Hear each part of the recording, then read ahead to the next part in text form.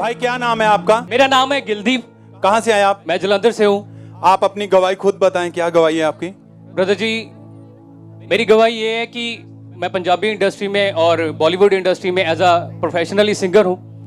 पहले था, बट मैं इंडस्ट्री में काम करते हुए मैं गलत कामों में चला गया और मैंने राइजिंग स्टार शो किया जो मुंबई में कलर्स टीवी पे चलता था, जिस पे बिग बॉस चलता है, और उसमें मैं टॉप 5 में कंटेस्टेंट रह चुका हूँ। लेकिन इंडस्ट्री में काम करते हुए मेरी ज़िंदगी ऐसी थी कि मैं शराब पीता था और सिगरेट भी पीता था और गलत कामों में भी था।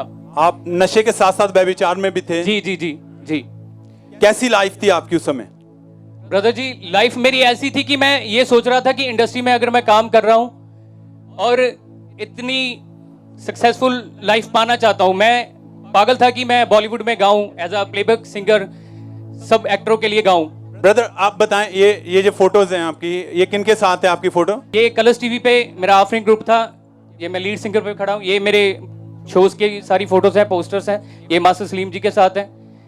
और ये मेरा जो प्रोफेशनल मैंने पहले सॉन्ग किए थे पंजाबी सॉन्ग्स, और ये रवि दुबे हैं जो एंकर हैं कलर्स टीवी पे, और हंसराज जी के साथ भी मैंने परफॉर्म किया दूरदर्शन में, और शंकर महादेवन जी जो कलर्स टीवी पे जज थे उनके साथ भी मैंने परफॉर्म किया, और दिलजीत दोसांझ उनके साथ भी परफॉर्म किया टॉप 5 में कंटेस्टेंट। और ये खालसा कॉलेज जलंधर की ये फोटो है, वहाँ पे भी मैंने, ये भी कलर्स टीवी की फोटो है, और ये LPU की फोटो है। मैंने वहाँ पे 4 साल की डिग्री की म्यूजिक में, तब मैं परफॉर्म करता। ये खान साहब और संग्राम जो पंजाबी इंडस्ट्री में सिंगर हैं उनके साथ है, और इनके साथ मैं लाइव प्रोग्राम करता था, मेले वगैरह करता और था। इन सभी के साथ आपका उठना बैठना था, इनके साथ आप गाते थे?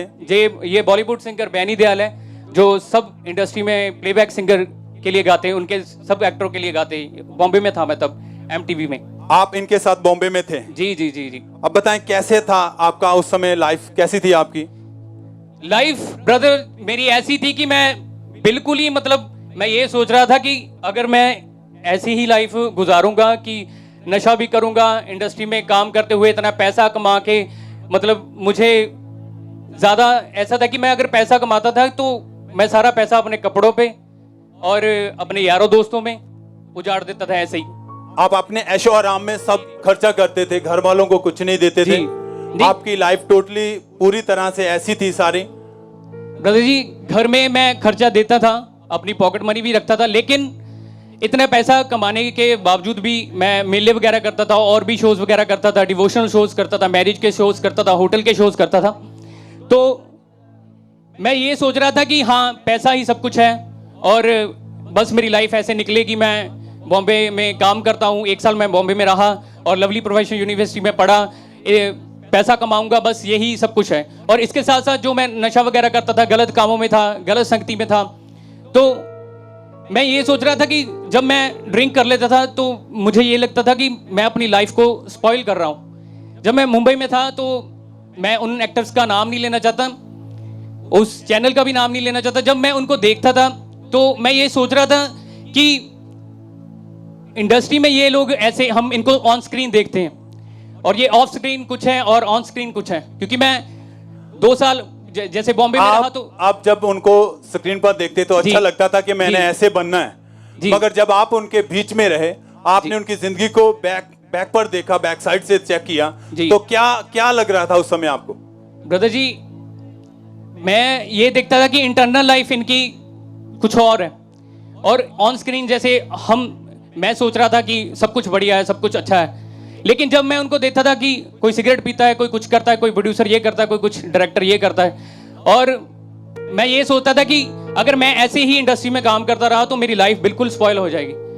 तो मुझे इस बात का दुख भी होता था। जब मैं इस बात से ज़्यादा परेशान था, मैं बॉम्बे में रह के भी ड्रिंक, मेरे हाथ में बियर की बोतल पकड़ी होती थी, और मैं सुसाइड करने की मैंने कोशिश की कि मुझे उस दुष्ट आत्मा ने भी तंग किया। मैं होटल में था तब मैंने विंडो के पास किया। जिंदगी से पूरी तरह डिस्टर्ब हो चुके थे? जी जी, इसकी वजह से आप डिस्टर्ब हो चुके थे? जी जी जी, आपकी लाइफ डिस्टर्ब हो चुकी थी क्योंकि आपने जब उनके बीच में रह के उनको देखा तो आप चाहते थे कि ये मेरी जिंदगी नहीं, मैं ऐसा, मेरी जिंदगी खराब हो जाएगी जी, मैंने इनके साथ नहीं रहना है। जी जी जी, आप मतलब उस जिंदगी को बदलना चाहते, छोड़ना चाहते थे वो सब कुछ आप। जी जी। और डिप्रेशन में रहते हुए आपने सुसाइड करने की कोशिश की। ब्रदर जी, जब मैं बॉम्बे में था तो मैंने अपोस्टल जी की वीडियो देखी थी, उनकी टेस्टमनी सुनी थी कि वो बता रहे थे कि मैं एक हिंदू फैमिली से हूँ, तो मैंने नशा करना ऐसे स्टार्ट किया था। तो ऐसे सब कुछ मैंने सुना, मैंने सोचा कि उन्होंने बोला कि मैं जलंधर में ऐसे अपनी डब स्टेशन के पास गया, ऐसे मैंने सारी टेस्टमनी सुनी। मैंने सुना कि उनको बचाया प्रभु यीशु मसीह ने, अगर उनको प्रभु यीशु मसीह बचा सकता है तो मुझे भी बचा सकता है। मैंने अपोस्टल जी की जब टेस्टमनी सुनी तो मैंने सुना, क्योंकि मैं धीना गांव से हूँ, ये साथ में ही मेरा विलेज है, मैं सोचता था कि मेरे पास में ये मिनिस्ट्री है, तो ये मिनिस्ट्री इतनी बड़ी, पहले सुनते थे इस मिनिस्ट्री के बारे में। तो मैंने सुना कि अपोस्टल जी ने कहा कि विदाउट परमेश्वर आपकी लाइफ बिल्कुल स्पॉइल है। तो मैं सोचता था कि मैं इस चर्च में जाऊं और मैं इस लाइफ को दूसरी लाइफ छोड़ दूं। मैं इतना परेशान हो चुका था। जब मैं बॉम्बे से यहाँ पे आया पंजाब में, तो मैंने शोज वगैरह किए, तो शोज करते हुए पैसा अपनी फैमिली को भी देता था, और पैसा देने के बावजूद भी लड़ाई झगड़ा घर में रहता था। और जब ये लॉकडाउन हो गया 2020 में, तो मेरे शोज वगैरह सब बंद हो चुके थे। तब शोज वगैरह बंद होने के बाद मैंने अपनी फैमिली को कोई पैसा नहीं दिया, क्योंकि मेरे पास शोज नहीं थे। तो मेरे फादर ने मुझे बोला कि तू पैसे कमा और हमें दे पैसे। मैंने उनको बोला कि मेरे पास अभी शोज नहीं है, मैं आपको कहाँ से पैसे दूं। तो मैं इतना परेशान हो गया कि मैं क्या करूं अपनी लाइफ का। तो मेरे फादर ने मुझे घर से निकाल दिया। पैसा ना देने की वजह से आपस में बहुत ज्यादा लड़ाई झगड़ा होने लगा, जिसकी वजह से आपने घर छोड़ दिया। फिर जी, मुझे उन्होंने बोला कि तू घर से निकल जा, जब पैसे कमाएगा तो फिर यहाँ पे आना, अगर कोई काम नहीं करना, क्योंकि मैंने म्यूजिक में ही सीखा, सब कुछ म्यूजिक में करना चाहता था। तो शोज वगैरह बंद हो गए, तो मैं रेंट पे रहने लगा रामा मंडी में, और मैं इतना परेशान हो गया, डिप्रेशन में चला गया। मैंने सुबह उठना, नहा के फिर फ्रेश होके फिर बेड पे लेट जाना, और मैंने सोचते रहना क्या करूं अपनी लाइफ का, क्योंकि शोज भी नहीं थे मेरे पास। और आप पूरा दिन अपने रूम में बंद रहते थे और सोचते रहते थे जी, और डिप्रेशन में चले गए थे जी, और जिसकी वजह से आपने 4 बार सुसाइड करने की कोशिश की। जी जी जी। कैसे ब्रदर जी, जब मैंने अपनी फैमिली को पैसा देना बंद किया, तब मेरे फादर ने मुझे इतना ही बोला कि तूने डिग्री की और इंडस्ट्री में काम करता था, तेरे पास कुछ नहीं, तूने किया कुछ नहीं। और यही बातें मेरे दिमाग में ज़्यादा ऐसे होती रही। तो मैं यहाँ पे फुल्लीवाल के पास, वहाँ पे मैं सुसाइड करने जा रहा था। ट्रेन के नीचे मैं बोलता था कि मैं अपना सिर दे दूँ। तो फिर मैंने सोचा कि बस के नीचे आ जाऊँ, ट्रक के नीचे आ जाऊँ। ऐसे मैंने 3-4 बार सुसाइड करने की कोशिश की। ट्रेन के नीचे आके, बिल्डिंग से कूद कर, जी, गाड़ी के नीचे आकर आप चाहते थे कि मैं इस लाइफ को अब खत्म कर दूं। हाँ जी ब्रदर, क्योंकि मुझे बोलते थे कि तू पढ़ाई करके भी, इंडस्ट्री में काम करके भी तू सक्सेसफुल नहीं हुआ, कुछ भी नहीं किया, तो तू क्या कर सकता है जिंदगी में अपने। क्योंकि आपके परिवार वाले और आपके सभी रिश्तेदार, जहाँ दोस्त आपको ये ताने देते थे, जिनको सुनकर आप डिप्रेस में हो चुके थे पूरी तरह। जी ब्रदर। खामरा चर्च के बारे में आपको कैसे पता चला था ये? ब्रदर जी, जब मैं फिर पंजाब में वापस आ गया, तो रूम में अपने मैंने फिर एक दिन मैं यूट्यूब देख रहा था, तो मैंने स्क्रीन अपनी स्क्रॉल कर रहा था फ़ोन की, तो वहाँ पे अपोस्टल जी की फिर वीडियो आई।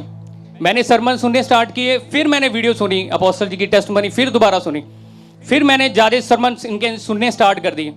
तो मैंने सोचा मैं क्या कि यीशु मसीह मुझे इन चीज़ों से आज़ाद कर सकता है। क्योंकि ब्रदर जी, मैं सारी जगहों पे घूम के आ गया, सारी जगह पे मुझे कहीं भी शांति नहीं मिली, कहीं भी पीस नहीं मिला।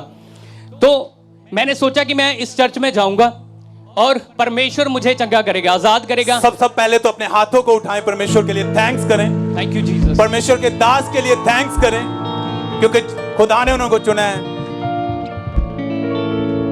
और फिर आप चर्च में आए। जी, मैं यहाँ पे वर्शिप हो रही थी, लाइव चल रहा था सारा कुछ। मैंने हेडफोन्स लगाए, अपनी बाइक पे आ रहा था, मैं हेलमेट पहना था और मास्क पहना होगा, मैंने गॉगल्स लगाई हुई। तो मैं सुन रहा था यहाँ पे वर्शिप के सॉन्ग चल रहे, तो मैं रोने लग पड़ा बाइक पे आता था।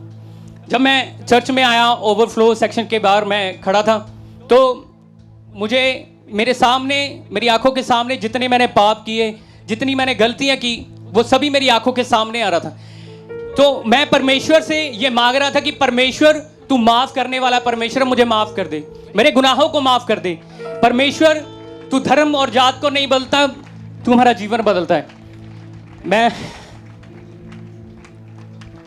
और फिर आप 1 नवंबर 2020 को आप संडे मीटिंग अटेंड कर रहे थे। जी।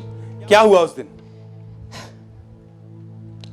जब मैं मीटिंग में आया तो अपोस्टल जी प्रार्थना कर रहे थे कि आपको नशे का आत्मा, दुष्ट आत्मा छोड़ के जाए, व्यभिचार का गंदा आत्मा छोड़ के जाए।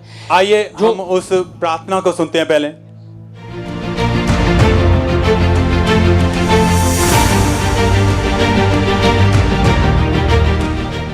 दुष्ट आत्मा चली जाए, नशे की आत्मा चली जाए, गंदा आत्मा चला जाए, व्यभिचार की आत्मा चली जाए, in the mighty name of Jesus Christ. क्या हुआ ब्रदर उसके बाद? ब्रदर जी, जब जैसे मैं रेगुलर चर्च आता गया तो मुझे इस चीज से खुदावन ने आजादी दी। जब मैं प्रार्थना को रिसीव करता था, इन चीजों से परमेश्वर ने मुझे आजादी दी।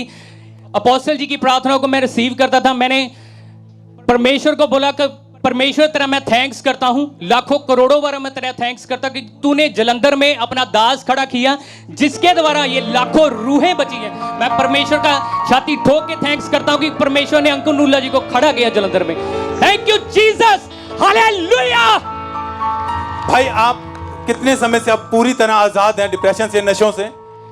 ब्रदर जी, जैसे मैंने आजाद तो हूं मैं, लेकिन मैं ये बात कहना चाहता हूं, जब मैंने यो नशा करता था तो फैमिली तब कुछ नहीं कहती थी। जब मैंने मसीह को ग्रहण कर लिया तो उन्होंने और ज्यादा मेरा विरोध करना शुरू कर दिया। आज भी मैं रेंट पे रहता हूं, लेकिन मैं ये कहता हूं, सारे मुझे बोलते हैं कि तू सारे शोज वगैरह छोड़ चुका, सब कुछ छोड़ चुका, क्यों पागल हो गया?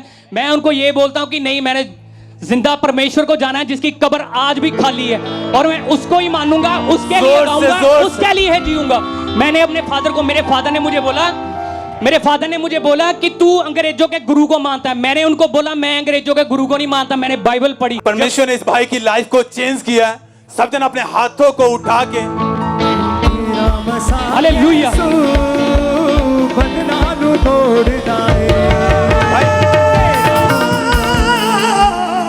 क्या कहना चाहते हैं आप कि परमेश्वर ने आपकी जिंदगी को बदला है? ब्रदर जी, मैं ये कहना चाहता हूं, जो ये यहाँ पे जितना यूथ बैठा है और जितने यूट्यूब पे भी सुन रहे हैं, जो अन्य जाति से भी हैं, जितने भी अन्य जातियों में से, मैं उनको ये कहना चाहता हूं कि यीशु मसीह हमारा धर्म और जात नहीं बदलता, हमारा जीवन बदल देता है। उसको जानो, वो जिंदा खुदा है, उसकी कब्र आज भी खाली है, उसकी कब्र आज भी खाली। मैं थैंक्स करता हूं परमेश्वर का। Hallelujah, hallelujah, hallelujah. हाथों को उठा के जीवन परमेश्वर के नाम को मैं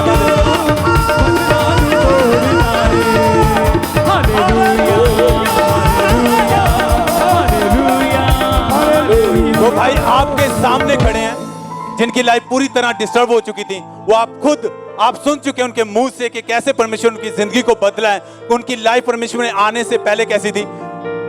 सब जन इस परमेश्वर के नाम को महिमा दे इस बड़ी गवाही के लिए। Hallelujah, hallelujah, hallelujah, hallelujah.